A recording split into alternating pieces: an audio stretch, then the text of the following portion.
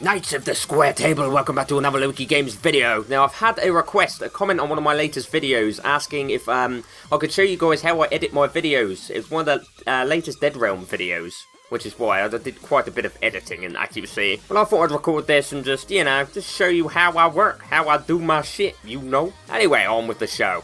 Right, for people that don't know, I use DxTory, which is a very, very good piece of software. If it finally comes up. Now, it's got profiles for each game, and I always uncheck this, but I record in 30 frames a second, synchronized FPS, 1280 by 720. Now, I've got virtual audio cable set up, which allows you to add extra channels. I've got line 1, which is my game volume.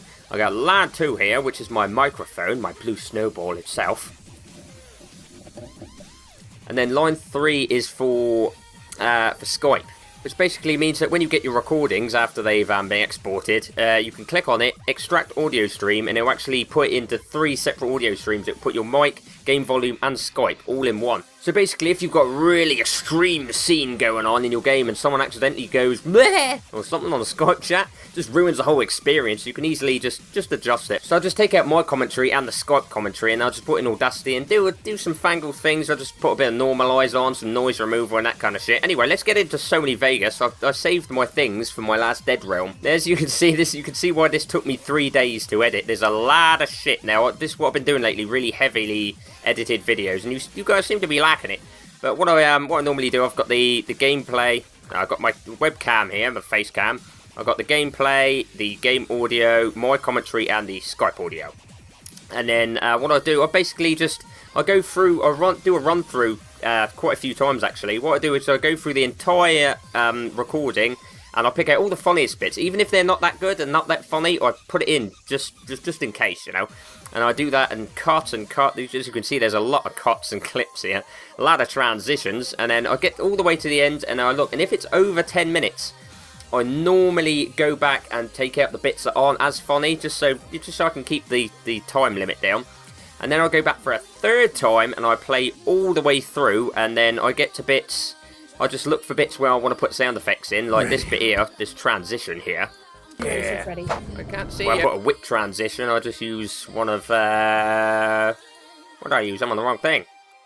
I use one of these transitions here. That's if you got Sony Vegas. Sorry if you haven't got Sony Vegas, but this is definitely a good program if you want like professional. Well, I think it looks professional, professional looking videos.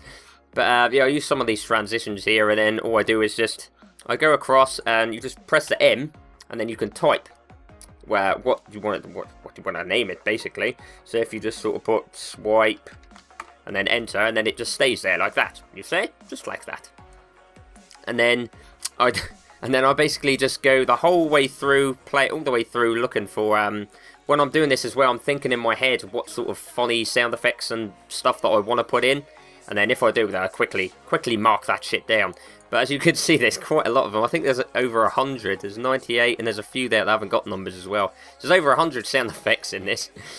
And yeah, so I do all of that, and then I go back and put all the sound effects in. As you can see, the sound effects are on their separate lines, because you start getting confused as shit after a while, I noticed at this.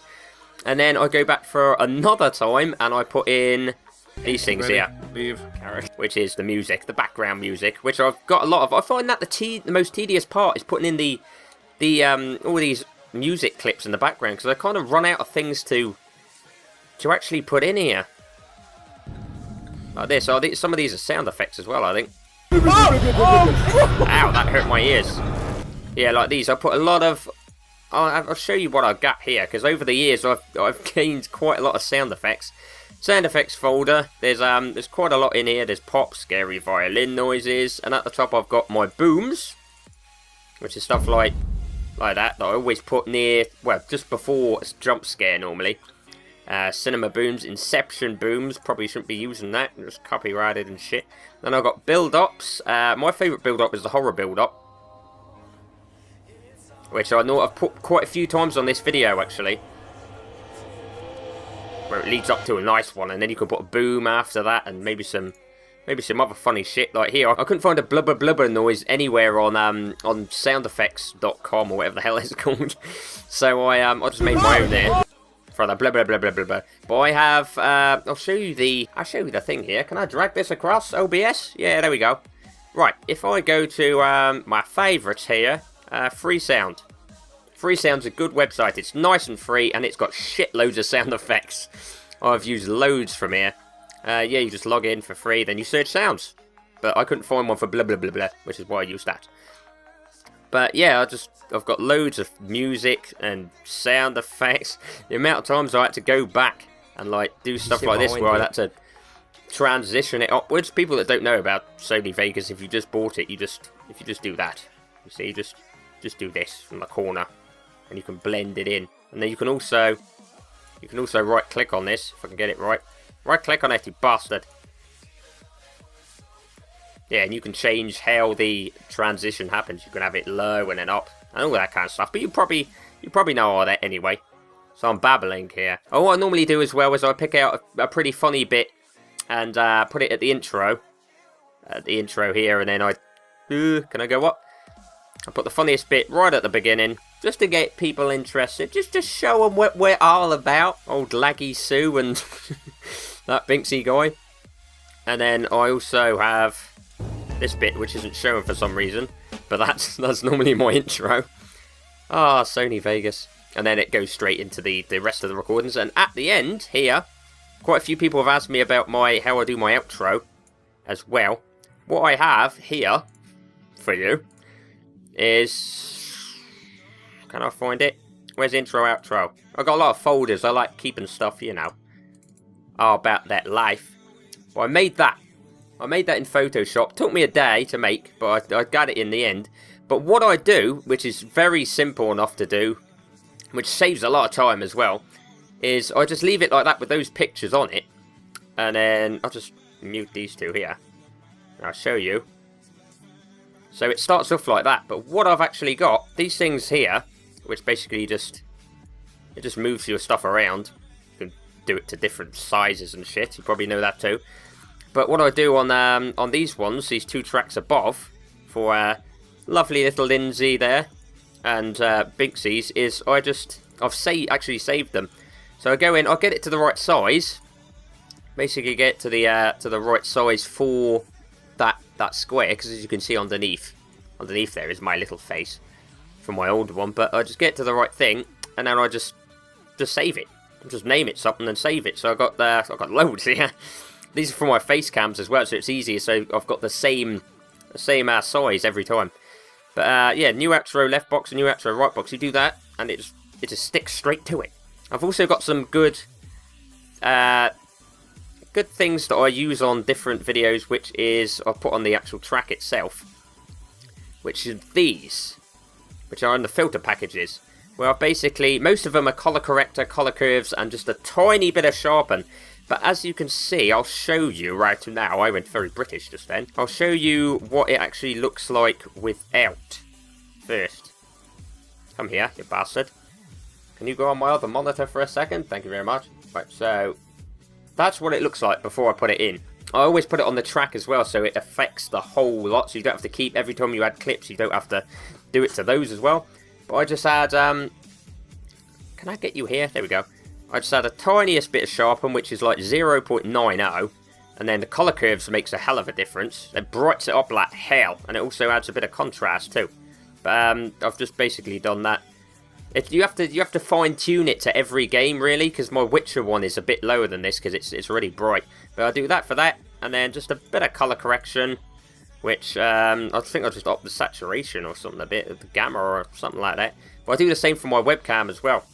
If you look at my webcam, well, it's not a webcam, is it? I'm using a damn proper camera now. I've got a cookie cutter on this as well. I forgot about that. But yeah, I got that to just brighten my face up because I'm in a bit of a dark room and shit. Cookie cutters are good as well. You can save all of these things. Like I've just done just change it to circle there. You could just do loads of shit with cookie cutters. You can just get to the right size. You can like I do, I choose the color and then I use the border so I can get just that little ring around it. And then yeah, you just name it and save it. So every time you want to actually go back in, if you're using the same game, or even if you're not using the same game, you can just go straight into that and then just well, you go into this and then just go into filter packages, and then just click one, and then just add it. And it will just add all the same effects for you. So it's good. I hate time-consuming shit when you have to do it over and over again. But yeah, so that's how I do my videos. I think that's everything. Have I wrapped up everything? It looks very daunting. But, well, it did take me 3 days. Also for captions and stuff, and, what have I got here? Baby bunting! Oh yeah, I also put pictures in. I've minimised some of those so I can fit them all in. I just get these off Google Images. And I save them to my computer, just put them in, and then... Baby bunting! You just drag them down, just like that. I'll just drag it onto the track. And then you can change the size of it.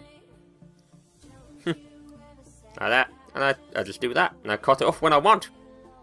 Pretty simple when you get used to it. That's why I didn't want to transfer to Adobe Premiere, because I'm not sure if it's the same as this, and I've got the grip, so I know loads of effects now, so I don't really want to... I don't really want to transfer, even though it is an ugly interface. Sorry, Sony. It's not pretty. Everyone loves grey. But yeah, I think that's about it, and then I'll show you my render setting. Oh my god, my voice. I'll show you my render settings as well, which I find are pretty good. I got them off some other YouTuber. Sorry, I've mentioned your name, but I forgot. I'll just save it to where I want, and I used a main concept ABC AAC MP4. And then I've got quite a few here. I've got 1080p 60 frames, 1080p 30, 720 30, and 720 60 frames as well. Oh, that is 30 frames. I don't know what the fuck that is. Anyway, so yeah, if you just choose that one, main concept ABC, and then customize the template, and then you can pause it here if you want, and just, you know, just jot them down if you want to go. They are pretty good. They're the best I've had so far, that's for sure. Include video, HD 1280 by 720, profile high, frame rate 30, allow source to adjust frame rate, pixel aspect ratio 1, number of reference frames 2. I have constant bit rate, because a lot of people say variable bit rate, but it doesn't seem to work for me. It's really bitty every time I sort of move quickly in the video. So I've got constant bitrate of 14,000 there. Render CUDA if available. That's basically your graphics card, so you can actually test it. Oh, there's the audio as well. I didn't mess with the audio at all. But you can check GPU, and it says CUDA is available, and it means your graphics card will help speed along the process, you know. And then project. A lot of people put project as best. I think it's best. Yeah, best. But I use project settings because it doesn't seem to make any difference in quality. But then, yeah, I'll just do that and then render. And then I'm all done. And then I upload it, which takes damn ages. Well, I showed you how to do the picture and how to add the videos and stuff in the little boxes. So I'll just show you how you actually get to, so you can actually click. I said actually a lot just then. So you can click on the actual video at the end, which is always a good thing, because if someone sees a video at the end and they can't click on it, it pisses them off, because I know it pisses me off. But yeah, I'll just get to the whereabouts it is. This is in YouTube, by the way, if you haven't noticed the layout. I just get to the end here. Ba-bam, like that. I don't want to mess around with this too much, because this is my actual video. And then I use Spotlight, and now I just put it over there, get it to the right size, and then I normally put these on this white one here, which means it's a really thin black line, because I hate the ones that are just bright white like that, because I got a nice little purple outline to that. I don't want to ruin it. So yeah, I'll do it to that, like that, and I just click on the link, and then I just put the URL for the video in there. And then for that one, I always put a purple one. For that one, actually, can I get rid of you? How do I get rid of you? Never deleted one before. There we go. For this one, I didn't even know this until about, well, a few months ago. But you click the link, and then you, I don't know why it's not done that. And then you click subscribe. And then you put in the URL for your page. And it actually, as soon as they click on it, it takes them straight to your page. But it comes up with a subscribe button, which I didn't know about. But no, let's not apply changes to this, you bastard, because I'll ruin it all. Anyway, hope you enjoyed that. Hope that helped you out a lot. Questions below for anything I've missed, because I probably have, because ADD and shit. I hope you enjoyed that, and the guy who asked for this in the comments I couldn't reply to, because he had something wrong with his privacy settings, and I couldn't reply back to you. But I tried to send you a message, but you haven't answered yet. I don't know why. Make sure to like me on Facebook, follow me over there on Twitter, and make sure to like and share this video if you're an interesting, wingy little bit of shit about my progression in Sony Vegas and how I'm a bit of an OCD freak when it comes to special effects. Peace out.